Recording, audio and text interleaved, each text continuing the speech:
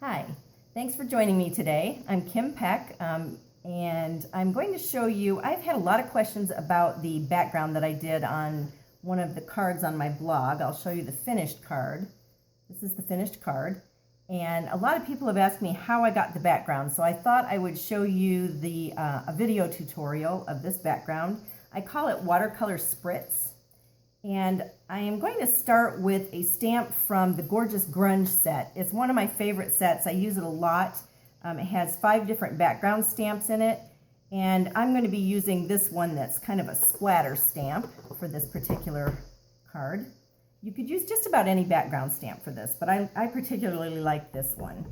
And so I'm going to stamp it 3 times, and I am using a shimmery white cardstock. I don't know if you can see the shimmer on here or not, but it does have a shimmer, and it has a little bit of a coating, so it works similar to watercolor paper. It'll allow it to bleed once I spritz this. So I'm going to stamp my 3 different colors. I'm going to overlap them just a little bit because they're all going to bleed together anyway. I'm using Old Olive, Elegant Eggplant, and Rich Razzleberry. And now I'm going to go ahead, now that I've got those stamped, and I'm going to use my Stampin' Spritzer. These come in a package of 2 for $3. And I've just filled it with water. And I'm going to spritz my card. Don't be afraid to spritz it, it'll dry. And then just let it bleed on its own. I have it on top of a paper towel, and I'll just set that aside to dry. It'll take probably, to fully dry, 10 to 15 minutes, depending on how much water you used. When it does finish drying, this is what you will get, and each one will look just a little bit different because they blend differently as they sit. So I'm going to go ahead and finish my card with this one that I've done previously and let dry. I did cut out the dragonflies from the detailed dragonflies framelits, and it comes with 5 different framelits in the set. I used this one that's the multiple small dragonflies, and I ran it through my Big Shot die cutting machine with the copper foil paper to get this. And then I also used the heavy white cardstock just so that it was a little thicker. And I'm going to layer these together. To layer those, I used our fine tip glue. It gives you just a really tiny amount of glue just where you need it, so you don't have glue coming out around the edges where you don't want it. And I'm just going to basically glue the bodies of all the dragonflies together. And I'm going to skew them just a tiny bit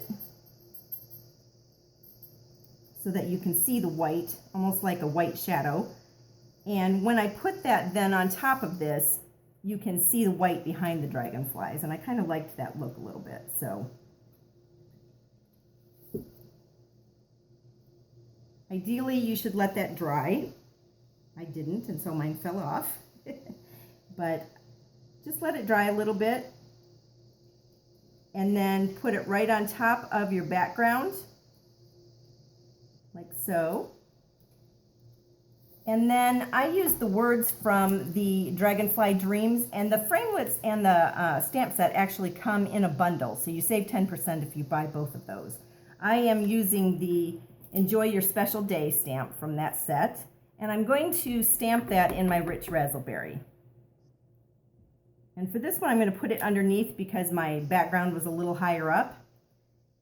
I'll show you the finished card then. I mounted all of that on my Elegant Eggplant cardstock, and so this is the look that you get. With this one, I used the To a Wonderful Friend stamp, and I put it toward the top, but that's how you get your finished card. And that's all there is to that background. I'll show you a few other cards I've made using different colors and different stamp sets.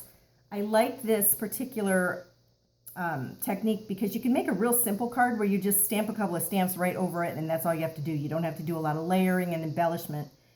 It stands alone because it's kind of an interesting background. So there's one card that I did. Here's another one, and that I embellished a little bit, popped my words up a little bit. So you can embellish more if you want to. Here's another one I did, and with this I embellished even a little bit more, added a couple of extra layers for interest.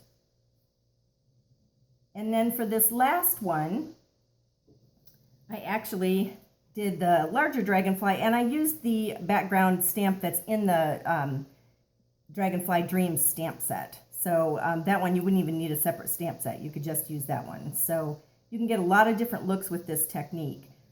If you want more information on this or to see these cards up close, you can go to my blog at kimpack.com. Thanks for watching.